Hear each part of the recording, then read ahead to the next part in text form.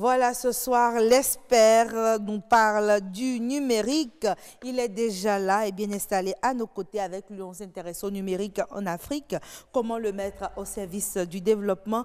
Bonsoir, Victor Odoumouyoua. J'espère que je prononce bien. Oui, merci. Bonsoir, Agnès. Voilà, vous nous venez tout droit du géant voisin de l'Ouest, le Nigeria. Vous êtes directeur des technologies de l'information et de la communication à l'université de Lagos, UNILAG. Oui. Merci d'être avec nous sur ce plateau. Avec vous donc, on parle de l'Afrique, on parle du numérique. Ma première question, c'est déjà de savoir si vous êtes d'accord avec cette phrase. On dit toujours que l'Afrique est en retard par rapport au numérique, par rapport aux autres continents. Est-ce que pour vous, face au numérique, l'Afrique est en retard par rapport aux autres continents? Je dirais oui et je dirais non. Ah oui? Ça dépend. D'accord. Le oui, c'est pourquoi déjà? Oui, le oui, c'est parce que c'est vrai, on est en retard, mais quand même, je pense qu'on est arrivé à trouver des chemins quand même. Parce qu'il y a dans certains pays en Afrique, on a beaucoup avancé au niveau du développement de logiciels. Donc quand même, on a des chemins, on a on a fait des efforts. D'accord. Beaucoup d'efforts ont été faits. Oui, oui. Donc pour vous, ce retard varie d'un pays à un autre. Oui. Qu'est-ce qui explique cela, que certains pays soient plus avancés que d'autres sur le plan du numérique? Ça dépend aussi de la formation dans le pays. Parce que d'abord, quand on parle du numérique, on parle de l'infrastructure, oui, et aussi on parle de services. Oui. Donc ça dépend. Donc au niveau de l'infrastructure, ça dépend de l'implication du pays et des entreprises privées. Oui. Il faut avoir l'infrastructure, le débit, tout ça. Et au niveau du service aussi, ça dépend des gens, la motivation, la formation et tout ça. Donc ça dépend du pays, ça dépend de l'université, les écoles, tout ça. Donc tous les acteurs sont en quelque sorte responsables de cela, qu'on passe, ouais, d'un pays à un autre. Ouais. Mais moi, je me demande, si on est dans une dynamique où il faut avancer ensemble, comment est-ce qu'on s'entraide pour qu'ensemble, avec le numérique, on puisse avancer? Mais il faut déjà identifier les compétences de chaque pays en Afrique. Oui. Donc, ils sont forts en tout ce qui est réseau, ils sont forts en tout ce qui est développement de logiciels, tout ça. Donc, il faut identifier les compétences, le point fort de chaque pays et faire comme un réseau et créer un écosystème, en anglais, et travailler ensemble, échanger, partager, et tout ça, ça peut nous aider. D'accord. Mais on dit aussi que l'une des faiblesses de l'Afrique, c'est le manque de contenu. On consomme, ouais, beaucoup plus tout ce qui nous vient de l'extérieur. On n'a pas assez de contenu. Quand on dit sur Wikipédia, on n'a pas beaucoup de contenu. Sur Google, on n'a pas beaucoup de contenu. Et même tous ces services cités, ce n'est pas nous qui les avons créés. Comment est-ce que cela s'explique? Bon. Le contenu, je vais parler de contenu en tant que technologie, si. Et le contenu en tant que de matière. Oui, en tant que données. Données, de ça. OK. De technologie d'abord, mais je pense qu'il faut des compétences pour pouvoir créer des technologies. Et là, ça manque. Et aussi, toujours, on revient à l'université, peut-être à des écoles. Qu'est-ce qu'on enseigne? On enseigne ça. Ça, c'est la première question. Et à un moment donné, j'étais à MIT, oui, et donc je posais une question à nos profs. Ils m'ont dit, ce qu'on enseigne, ça dépend du marché autour de nous. D'accord. Donc le marché autour de nous, ici en Afrique, c'est toujours de consommer. On achète tout. Et des fois, on ne cherche que des techniciens, pas des ingénieurs. D'accord. Et donc, des fois, des formations, c'est pour pouvoir produire des techniciens, pas des ingénieurs. Pas des personnes qui vont créer. Et ce qu'on a besoin, c'est des gens qui peuvent créer. Donc, il faut former les gens qui peuvent créer. Mais aussi, il faut que les entreprises, il faut que les gens aussi essayent d'utiliser le produit créé par les Africains.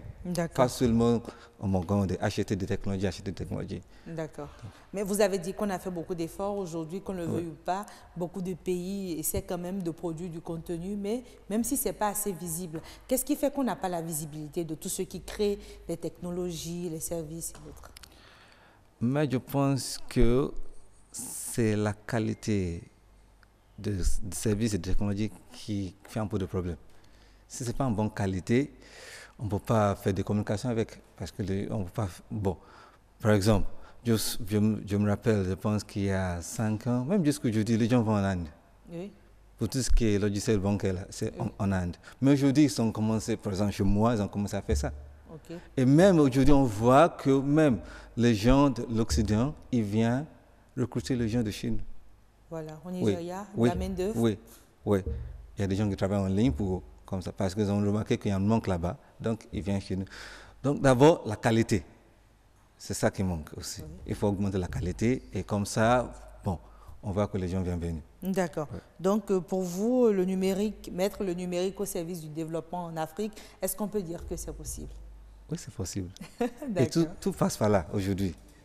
Donc il faut vraiment travailler dans ce domaine, il faut vraiment augmenter, il faut vraiment que le gouvernement encourage, par exemple, il faut avoir des pôles des pôles de compétitivité, si on dit. Oui, de Oui, compétitivité, oui. oui, oui. Il faut que le gouvernement encourage les gens de travailler dans ce domaine, les jeunes, parce qu'eux, ils sont vraiment motivés. D'accord. Oui. Mais aux États-Unis, on a la Silicon Valley, on n'a pas vraiment de Silicon Valley ici en Afrique, ni peut-être dans les pays de la sous-région. Est-ce que cela aussi, ce n'est pas créer un écosystème qui favorise, comment dirais-je, la production de contenu? Oui, oui, il faut des écosystèmes, bon, si on dit, je ne sais pas, est-ce qu'on cherche d'avoir le Silicon Valley, mais bon, c'est un exemple parmi c'est un exemple, oui, d'autres. oui, mais je pense que ça, c'est nécessaire parce que quand on voit le Silicon Valley, c'est pas loin de l'université. Oui. Donc, il y a vraiment, comment on dit en anglais, un Une handshake. fusion, Oui. oui. Entre les gens d'université, les gens, les startups, Si. les startups, Oui. les universités et les entreprises. Donc, il faut ça aussi parce que des fois, il y a des compétences qu'on trouve chez chercheurs, il y a des compétences qu'on trouve chez, comment dire, D'accord. Il faut pouvoir combiner les deux. Oui, Donc, pour vous, le développement avec le numérique, ce développement passe par l'éducation, oui. l'enseignement. Soit formel ou informel, oui. Ah, d'accord. Vous faites une nuance. L'éducation formelle ou informelle? Oui. Quand vous dites éducation formelle, vous mettez quoi dans l'éducation formelle? Bon, peut-être ce qui se passe à l'université, tout ça, comme ça. Oui. Mais je pense, bon, on n'a pas besoin de faire tout à l'université. Oui. On peut avoir des formations qui ne sont pas Des vraiment... petites formations de courte durée? Oui, oui. 2 mois, 3 mois, comme ça, oui.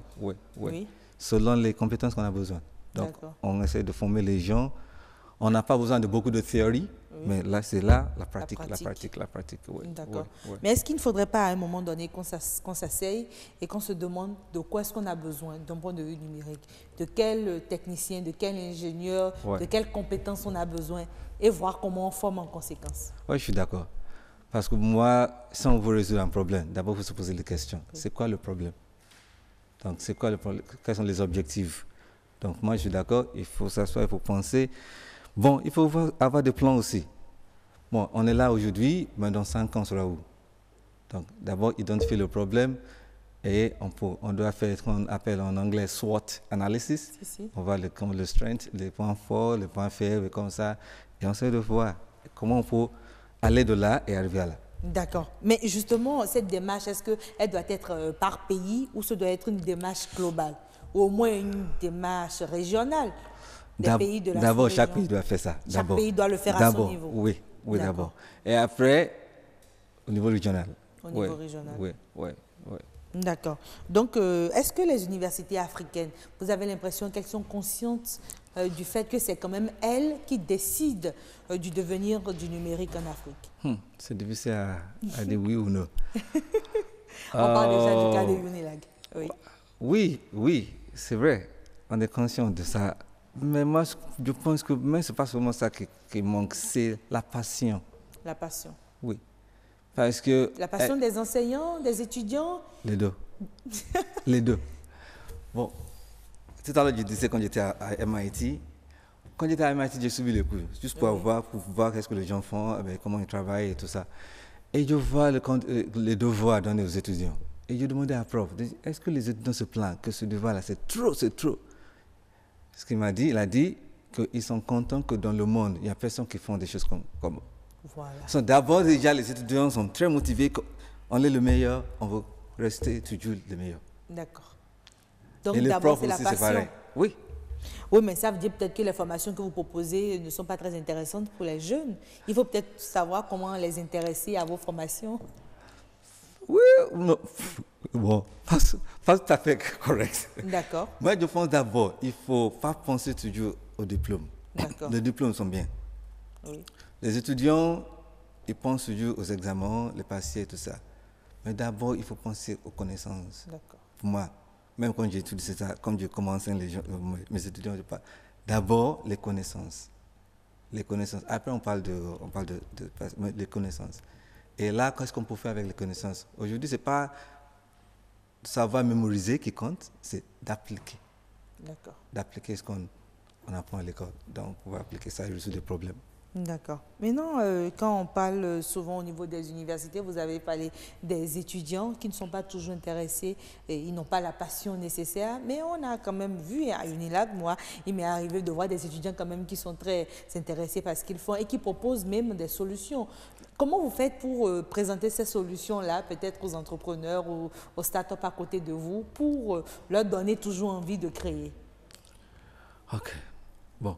Je n'ai pas dit que les étudiants ne sont pas intéressés, oui. Non, non. Mais je dis que le problème, c'est du côté des professeurs, du côté des étudiants. Oui. Oui. Mais moi, d'abord, il faut aider les étudiants à comprendre la vie et à comprendre que si on va à l'école, on va à l'université, c'est pour pouvoir résoudre des problèmes. D'accord. Ça, c'est la première chose. Pouvoir résoudre le problème. Donc, ce n'est pas pour aller avoir des diplômes, mais avoir des connaissances qui nous aident, qui nous permettent de pouvoir résoudre. Et on a beaucoup de problèmes ici en Afrique. Oui. Et donc, la partie de l'université, il faut commencer à penser aux problèmes de l'Afrique et commencer à voir, bon, si on parle de numérique, comment on peut résoudre ces problèmes en utilisant la technologie, en utilisant tout ça, et bon, tout ce qui est data science, l'apprentissage automatique. Oui. D'accord. Oui, moi je pense que c'est ça, il faut aider les étudiants, bon, si ça se dit en français, ouvrir les yeux des étudiants. Ah, ouvrir les yeux, oui, ça se dit en français, mais moi il y a un aspect quand même du numérique qui m'intéresse et j'ai l'impression qu'en Afrique on n'est pas trop dedans, la robotique. Est-ce que vous avez l'impression que la robotique ça nous intéresse, ça nous passionne sur le continent? Oui, ça nous intéresse et on sait que dans l'avenir, oui, ça c'est l'avenir aussi, même le présent est l'avenir. L'Afrique a commencé à travailler là-dessus, oui, mais pas trop, pas beaucoup. Ça nous intéresse, mais il faut des fondements. C'est ça, il faut des fondements, oui, c'est ça. Moi, je pense qu'il faut des fondements. Quand on parle de l'informatique, il faut des fondements. Quand on parle de l'ingénierie électrique, tout ça, il faut des fondements. Si on a des fondements, c'est plus facile à bâtir. D'accord, oui. C'est plus facile de construire quand on a des bons fondements. Oui, oui, oui. Mais pour vous, le fondement, vous l'avez dit, c'est d'abord les infrastructures. Mais installer des infrastructures, parfois, ça coûte un peu trop cher. Est-ce qu'il faudrait un partenariat public-privé pour qu'on puisse avoir toutes ces infrastructures dans les pays qui sont sous-développés? Oui, moi, quand je parle de fondement, oui. Il y a l'infrastructure, oui. Mais aussi, à l'école, il y a un fondement. Des choses qu'on doit savoir quand on parle de l'ingénierie. Il y a un fondement qui nous permet de pouvoir apprendre des choses tout seul. D'accord. Mais au niveau de l'infrastructure, on peut collaborer avec d'autres pays. Oui. D'accord. On voit que l'Afrique du Sud a beaucoup avancé. Oui. Donc, on peut collaborer avec eux. Donc, la Chine aussi, et il vient ici, les Chinois, donc on peut collaborer avec eux. Mais toujours, il faut garder, il ne faut pas oublier l'objectif. Ce n'est pas juste pour consommer, mais pour... On collabore avec eux, on nous aide à commencer et là on continue. D'accord. C'est pas tout le temps consommer, donne. D'accord. Il paraît qu'on copie beaucoup en Afrique. On copie énormément. Tout le monde copie. Voilà, tout le monde copie. Les Chinois ont copié. Oui. Les Russes, oui, ils ont copié. Mais les Américains. Aussi, ils ont copié. Mais quand ils copient et après essaient d'améliorer. C'est ça que bon, on commence par copier des gens, même à l'école. D'abord, on commence à copier des choses. Et après, on cherche à appliquer ou à créer des choses. Et à améliorer. Oui, améliorer. Oui. Donc, pour vous, le problème ne se pose pas en ces thèmes. Mais tantôt, quand on préparait ce plateau, vous m'aviez parlé qu'il y avait des échanges entre certaines universités du Nigeria et du Bénin, toujours pour les formations au niveau du numérique. Est-ce qu'à Unilag aussi, vous faites des échanges avec des universités ici? Oui, les universités ici, oui.